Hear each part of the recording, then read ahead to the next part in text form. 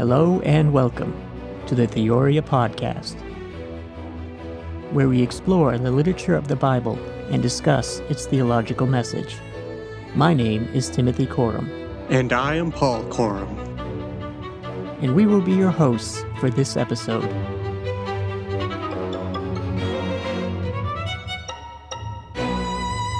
All right, here we are, episode 2.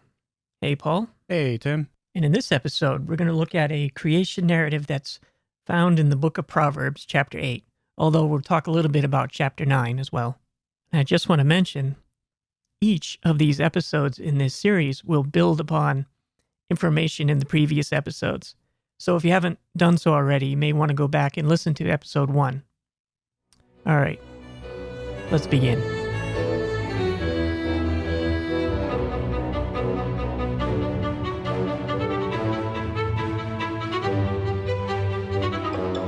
And here we have a creation account that does make use of some of the same motifs that we find in ancient Near Eastern creation stories that we talked about last episode.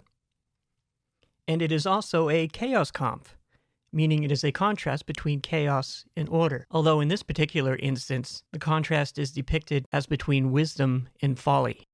Now, although Proverbs 8 contains a creation story, the literary genre that we find it in is that of ancient Near Eastern wisdom literature. Now, we have plenty of examples of wisdom literature from the ancient Near East. We won't look at any specific examples here. I will mention a few points here to give us a context or understanding of this type of literature. Now, first off, wisdom in the ancient world wasn't some esoteric or abstract concept. It was empirical and analytical, which simply means that wisdom is derived from consistent, observable phenomenon within the world.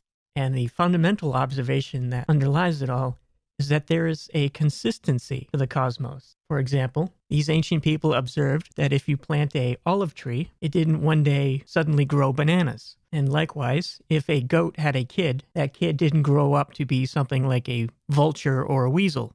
It grew up to be another goat. So there is a underlying consistency to the order of the universe.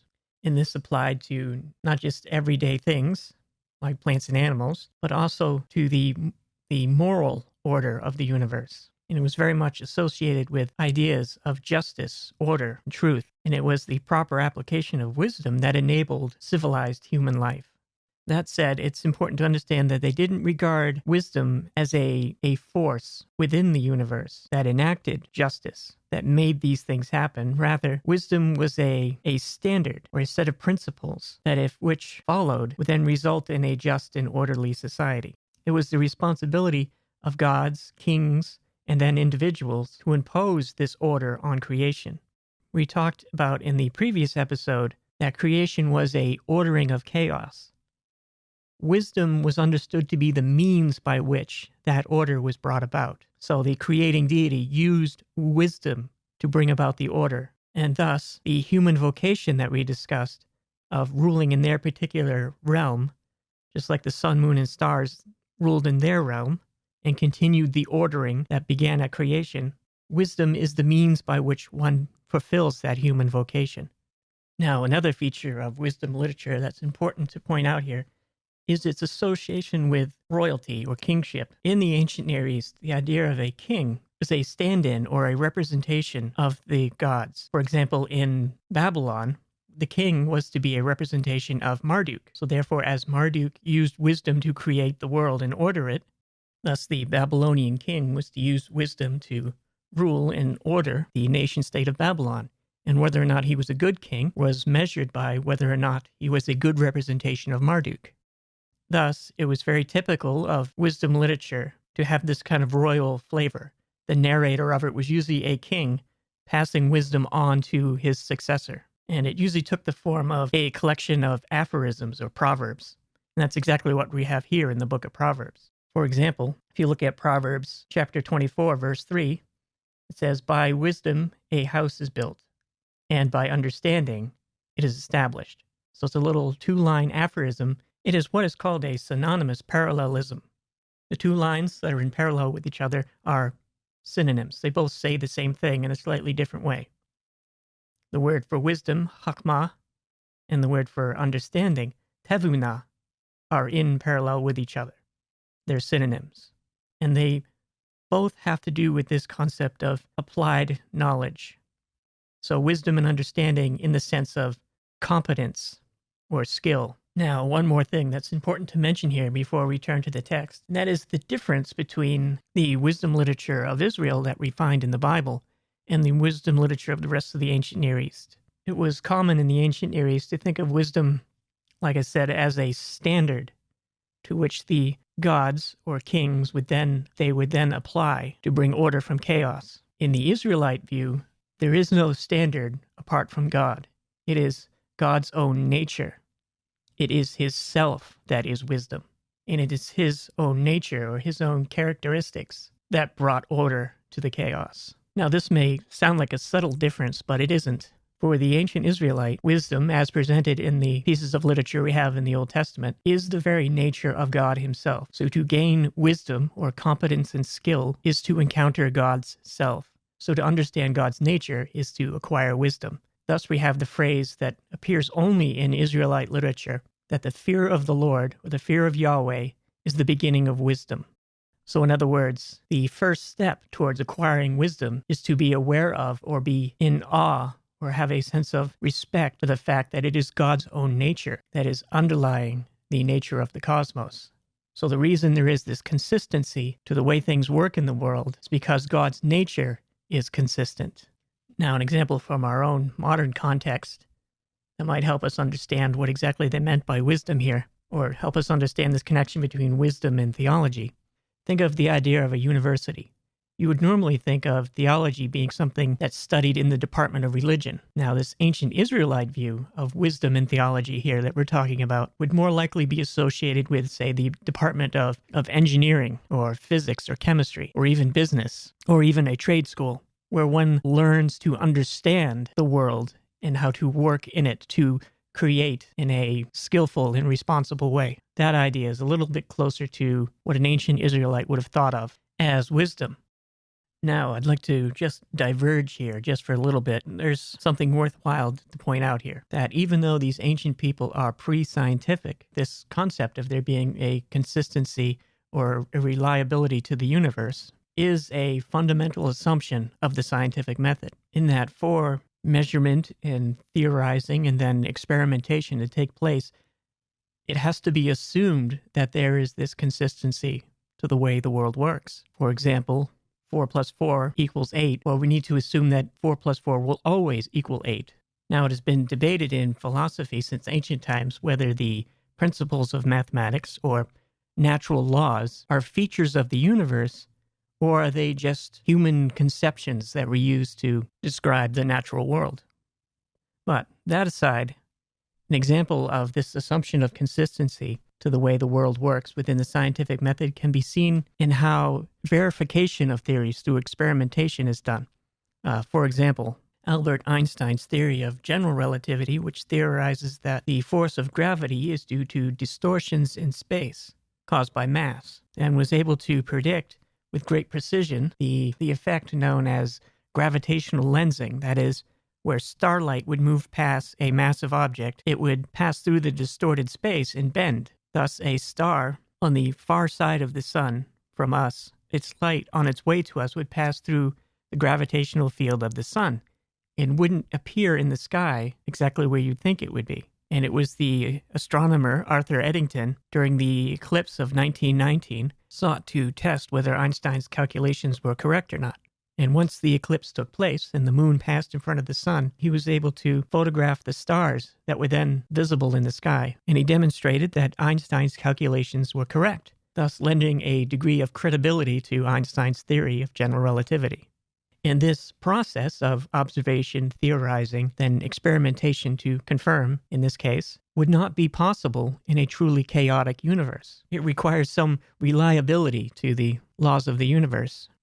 Now, I'd like to draw your attention to another modern thinker, well, modern comparatively, and that is of a gentleman by the name of Berkeley. Now, during the Enlightenment, philosophers like Locke, Hume, and Kant are running around doing their thing, arguing about empiricism and rationalism, and can we really know anything, or is everything just subjective? Of course, Locke would say, yeah, we can get around our subjectivity by use of the scientific method. He would argue, for example, this houseplant that's sitting in front of me, I am experiencing its green leaves, so my mind is giving me the image of green leaves. So that's the phenomenology, or what's going on inside my mind. But the way I get at what, quote unquote, really there in the real world, this plant sitting on my shelf here, is I'd use the scientific method.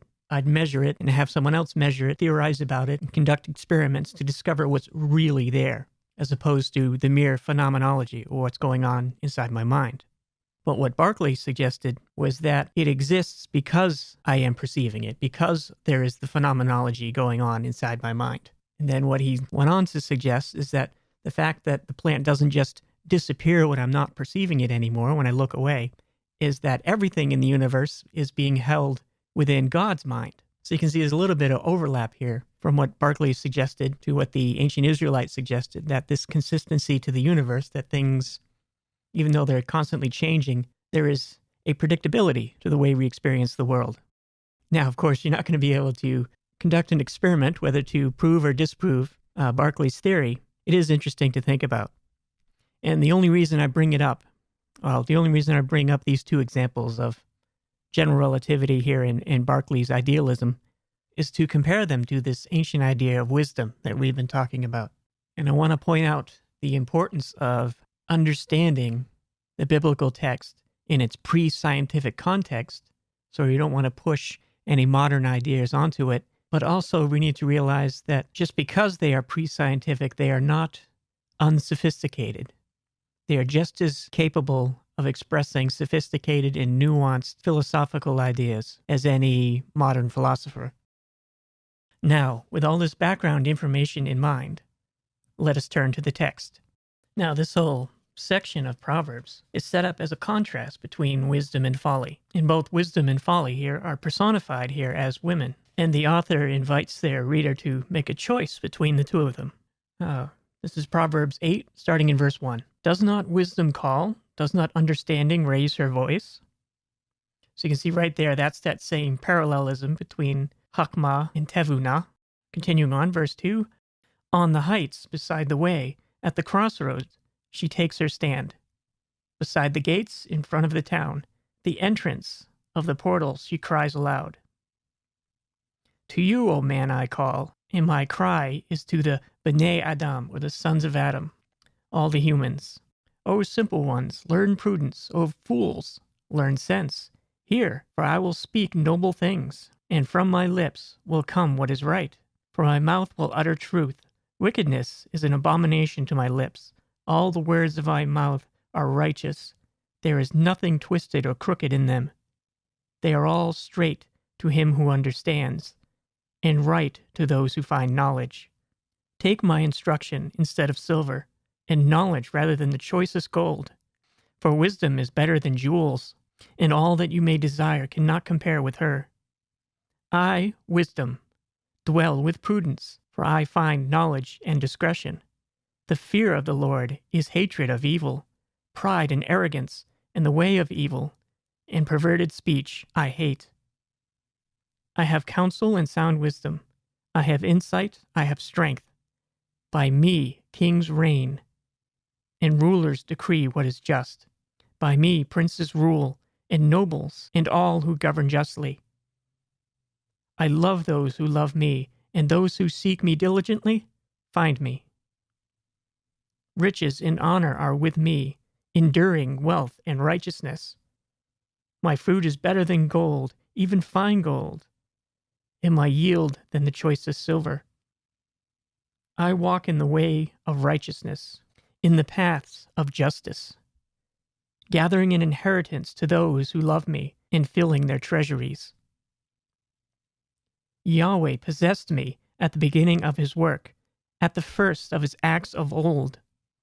Ages ago I was set up, at the first, before the beginning of the earth, when there was no Tahamot, or waters, I was brought forth. When there were no springs abounding with water, before the mountains had been shaped, before the hills I was brought forth, before he had made the earth with its fields, or the first of the dust of the world. When he established the heavens, I was there, and he drew a circle on the face of the deep. Here, wisdom is claiming to have been there at creation, even before the chaos waters were there. And this description of the circle of the earth, well, that's what we talked about in the previous episode, the idea of the circle of the horizon all the way around. And you see the same motif mentioned in Isaiah 40 and Job 26, this idea of God creating the earth by drawing a circle on the face of the home and separating out the land from the water. Continuing on in verse 28, when he made the skies above, when he established the fountains of the deep, when he assigned Yom, or the sea, his limit, so that the waters might not transgress his command. Then he marked out the fountains of the earth. Then I was beside him like a master craftsman, or architect, or rather the blueprint to the cosmos. And continuing on, I was daily his delight, rejoicing before him always, rejoicing in the inhabited world, and delighting in the sons of Adam. And now, O sons, listen to me. Blessed are those who keep my ways, hear instruction and be wise, and do not neglect it. Blessed is the Adam who listens to me, or the human, watching daily at my gates, watching beside my doors, for whoever finds me finds life, and obtains favor from Yahweh. But he who fails to find me only injures himself, and all who hate me love death. Continuing on, in chapter 9, verse 1, wisdom has built her house. She has hewn 7 pillars. She has slaughtered her beasts. She has mixed her wine, and she has also set her table. She has sent out her young women to call from the highest places in the town. Whoever is simple, let him turn in here. To him who lacks sense, she says, come, eat of my bread and drink of the wine I have mixed. Leave your simple ways and live, and walk in the way of insight. Whoever corrects a scoffer gets himself abuse, and he who reproves a wicked man incurs injury. Do not reprove a scoffer, or he will hate you. Reprove a wise man, and he will love you. Give instructions to a wise man, and he will be still wiser. The fear of the Lord is the beginning of wisdom, and the knowledge of the Holy One is insight.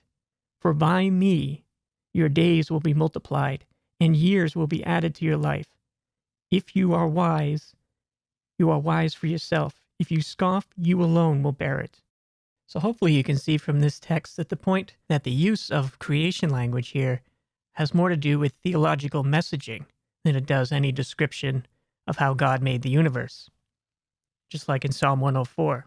And in Psalm 104, where the author was declaring his loyalty to the Creator and the human vocation, here the choice is between wisdom and folly, wisdom being the means by which one carries out the human vocation.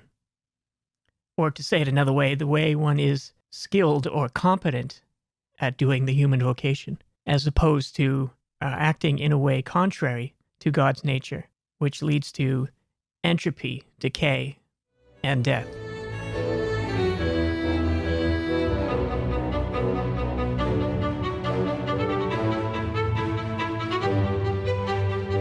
All right, I think what we're going to do here, before we get into our discussion, I'm going to have Paul read from the Message Bible. Now, the Message Bible is more of a paraphrase, more of a thought-for-thought translation, versus the American Standard Version, which was pretty close to what I was just reading, which is more of a word-for-word translation. And from this will become, hopefully, abundantly clear how Lady Wisdom is really a personification or description of God's own nature, and is therefore the means by which one carries out the human vocation, and how that is contrast with folly. Okay, take it away, Paul. I'm going to be reading an interesting translation of this from the Message Bible, and I'm going to start with Proverbs 8:32, and I'm going to read through 36. So, my dear friends, listen carefully. Those who embrace these ways are most blessed. Mark a life of discipline and live wisely. Don't squander your precious life. Blessed the man, blessed the woman who listens to me, awake and ready for each morning, alert and responsive as I start my day's work. When you find me, you find life, real life, to say nothing of God's good pleasure. But if you wrong me, you damage your very soul. When you reject me, you are flirting with death. Pretty intense language there. You're flirting with death. Yeah, and the Hebrew, quite literally, is just, all who hate me love death, love Mot. That giant monster from the Baal epic, or the Baal cycle. He's the one with the big mouth, right? Yeah, it's the same word, exactly. Interesting. And it was described as the gates to the underworld. And actually, if you notice, in the following chapter, also in the previous chapter, Proverbs chapter 7, it talks about the foolish person going down to Sheol, or the underworld. Here it's just repeating the same warning. So now I'd like to read from the next chapter, Proverbs. This is the other woman who you referred to as Folly. So starting with verse 13. Then there's this other woman, Madam Whore, brazen, empty-headed, frivolous. She sits on the front porch of her house on Main Street, and as people walk by, minding their own business, calls out, "Are you confused about life? Don't know what's going on? Steal off with me. I'll show you a good time. No one will ever know. I'll give you the time of your life." But they don't know, but they don't know about all the skeletons in her closet, that all her guests end up in hell. All right, thank you, Paul. Very nice. All right, there you have it. The contrast between wisdom and folly. So why is it feminine? Why is God a woman in this case? Well, two reasons. First off is it is just a feature of the language. The word for wisdom, chachma, is a feminine singular word. Hebrew, like most languages, has two categories of words, masculine and feminine. And in Hebrew, where you don't have a word for it, everything is either he or she, well, the pronoun matches the gender and number of the noun. So it's just a feature of linguistics. The author is not trying to make a statement about gender here. And the other reason is just poetic license. It's just what the author decided to do. He's making this contrast between wisdom and folly, and he's personifying them both as women, which would just be natural given that they're both feminine singular nouns.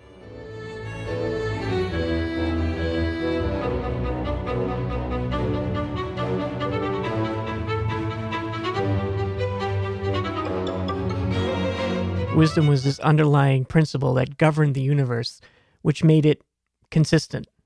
For example, if you threw a pig off a cliff, it would fall down to the bottom of the cliff and die.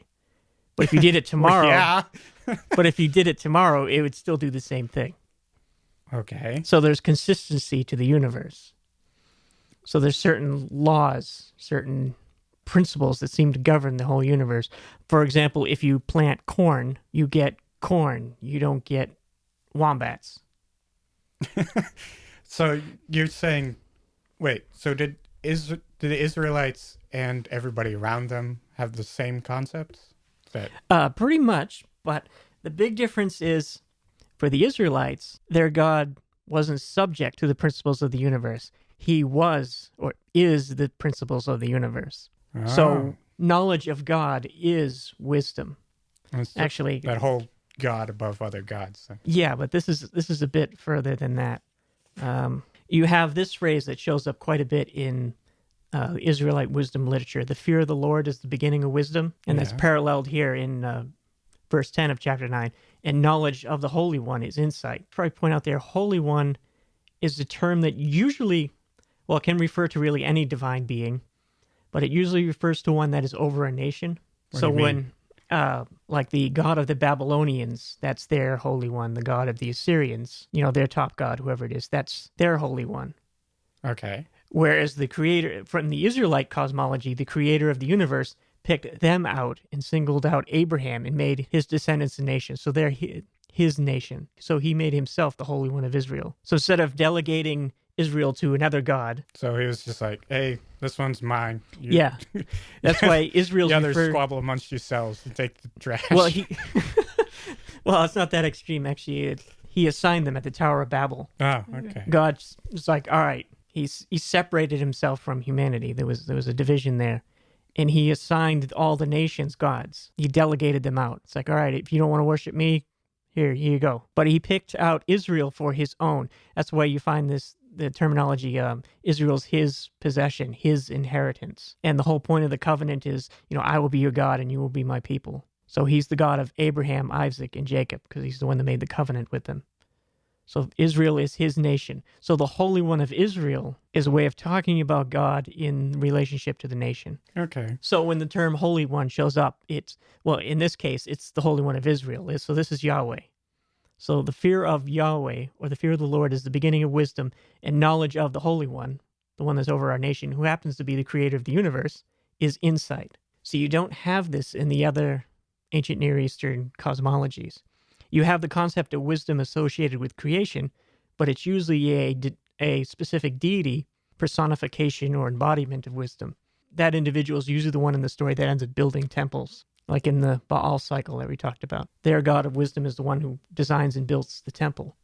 Same thing in Egypt and Mesopotamia. Man, it must be really suck to be the other guys at the Tower of Babel and be like, oh, I got the fish god. All right, that's better. Look at what I got. It's like a half monkey thing. What is that? A goat head? Oh, whatever. Yeah, I don't think that's how it went down. I think the whole idea was that the other gods were to be their kind of shepherds and guide them back to the light. Because if you read Psalm 89, it's a divine council meeting. So God shows up, Yahweh shows up in the assembly of the gods. So here's the gods over all the nations, and he's kind of chewing them out for not doing their job. Yeah, they kind of suck at it. Yeah, you led all the nations astray. You did all this stuff, and he's going to rise up and judge them. So, yeah, I get it. So, when he's talking about Holy One, he means the leader of a nation or the leading values of a nation? Actually, both. Yeah, both. Because intertwined. I get it. Yeah, so, actually, when this shows up when you talk about law codes. Like, if you ever heard of the Hammurabi's Law? No. All right, ancient king named Hammurabi. He's famous because his law code kind of looks like the Ten Commandments. It's kind of a shrine to the king. But the way these law codes would work, it says, so you would read them, and then by reading these laws and thinking about them, then you understood the way the king thought about the world. So an individual judge in, say, a village or something was settling a dispute between two people. He would have studied that law and then would be able to render a decision in line with the way the king thinks. Not necessarily the letter of the law. So you see how the law is telling you what the king is like, the king's worldview, the way the king thinks. So it's kind of like a manifesto of sorts. Yeah, exactly.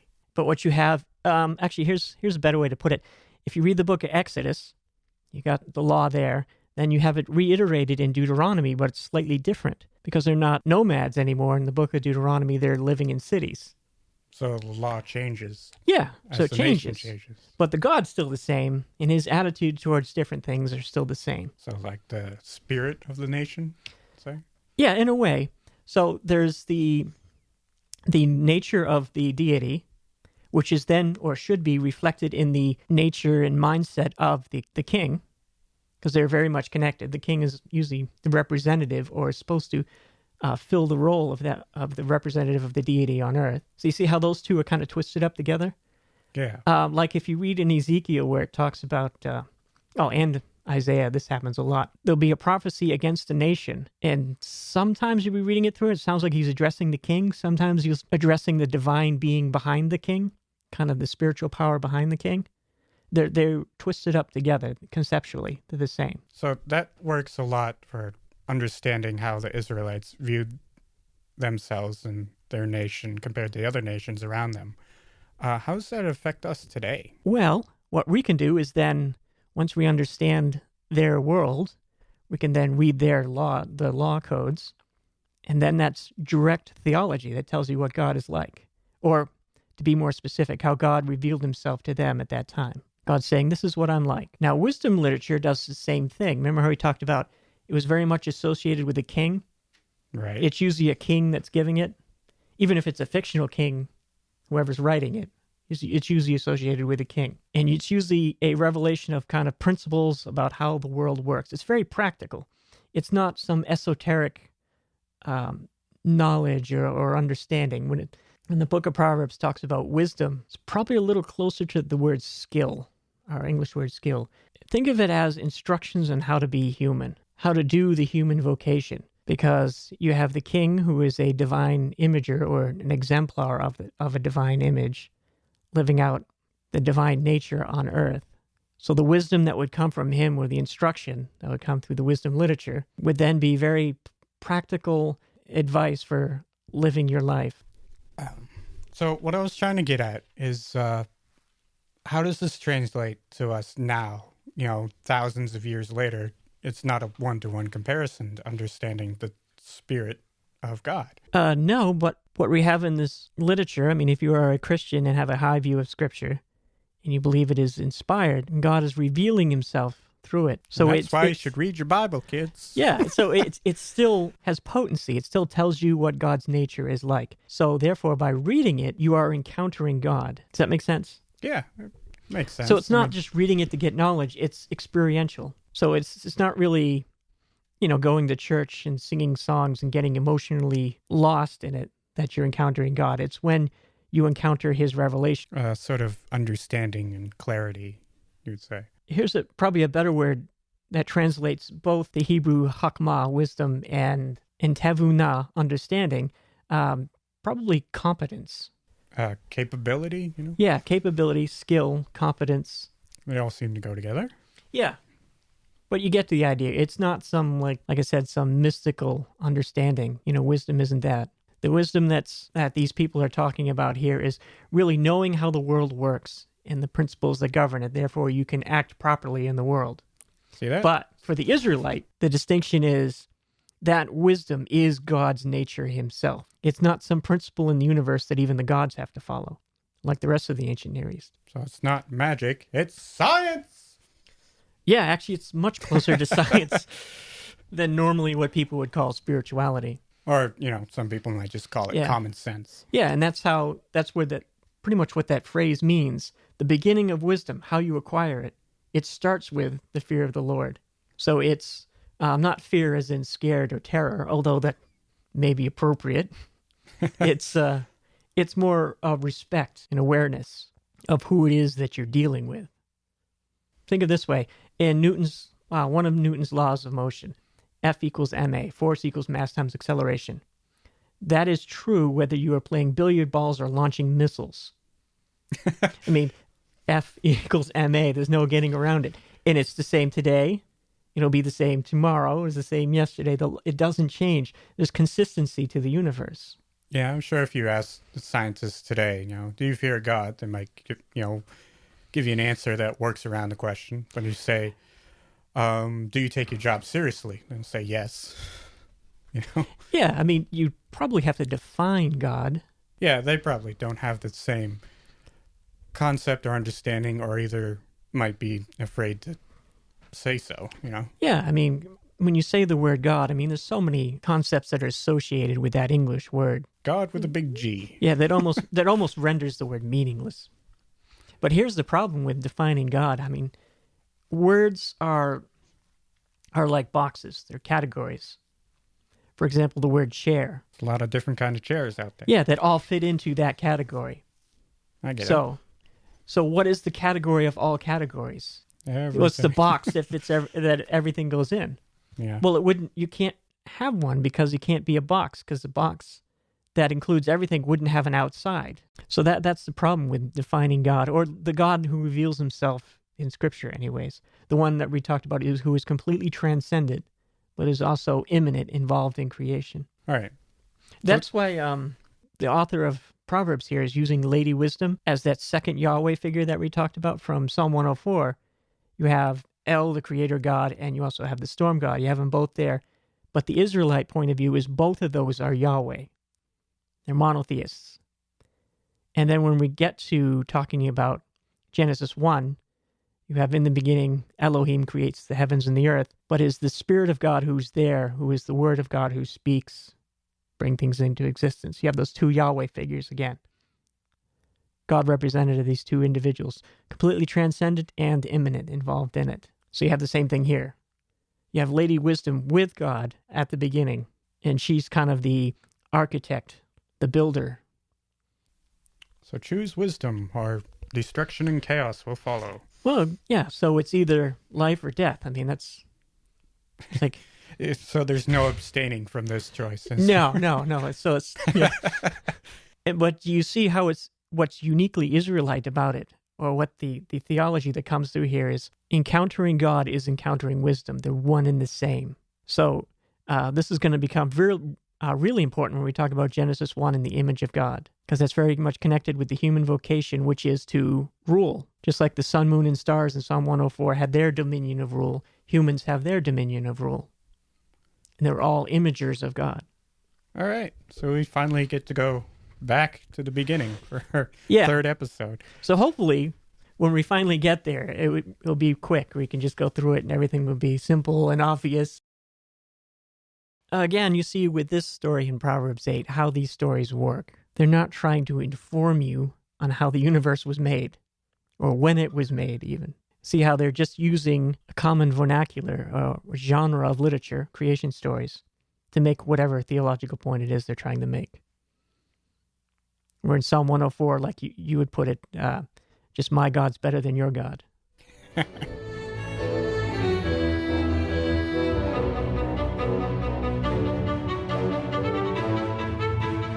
Now, we have talked about a great many things in this episode thus far. So I'm going to try to summarize and focus in on what I feel is the fundamental theological point of this text of Proverbs 8. And that is this idea of choice. The author of this text is inviting you to make a choice, to reject folly and choose wisdom. Now, philosophers and theologians alike have argued for millennia whether humans actually make choices or have free will, or is it strictly a deterministic universe? Now, setting those debates aside, it certainly may feel like we don't have a whole lot of choice or free will when faced with a moral dilemma or any decision, really. Sometimes it feels like we go through the motions of weighing the decisions and then trying to come to some conclusion. But in reality, when it comes time to make a choice, we make a snap decision. And it seems to come up from our unconscious. Then looking back, you may have found yourself asking, why on earth did I decide that when it seems like you knew better? So then you may ask, well, what of wisdom? How do I make a wise decision?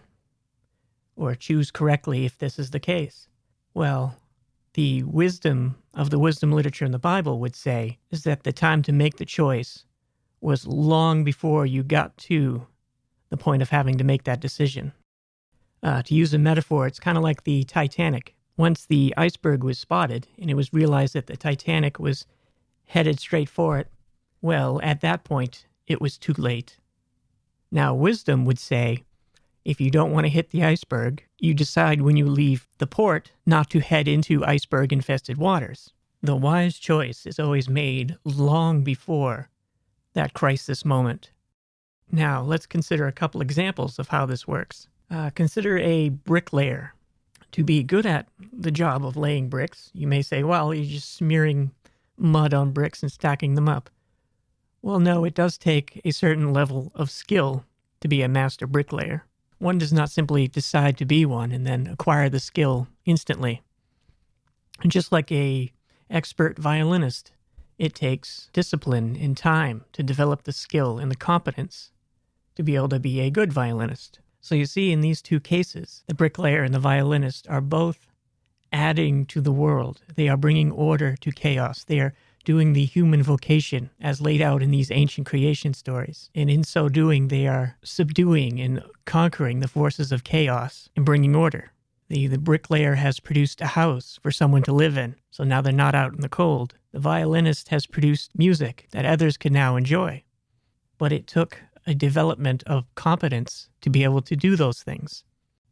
But first off, it took a choice to undertake those endeavors in the first place. And the choice here between wisdom and folly, as Paul put it, there's no getting out of it. It's a choice you make. You can remain passive, which is a choice for folly, in which the forces of chaos or entropy will overcome you. And the other option is choose wisdom and then begin to reflect God's nature in the world. Well, what is God's nature? Well, it is as wisdom described herself. As she says, she loves truth and despises perverse speech. Well, it's a good start. Maybe start reflecting that in your own life and in the world. And as you gain in competence, reflecting that nature, the nature of wisdom within the world, you will eventually find the icebergs in life are much easier to avoid. So now, here's the question for your contemplation. In keeping with the theme of ancient wisdom, it's a very practical one. What is one thing that you can do today? Now make it something really simple. So what is the one simple thing that you can do today that would improve your level of competence at anything? Whether it be at your job or maybe you are learning to play the ukulele. Maybe you can just learn one more chord or whatever it happens to be. What is the one thing that you can do? And it may be as simple as just making your bed or Googling that one piece of information that you need to be better at your job. So what is it? What is one thing that you can do that would improve your level of competence?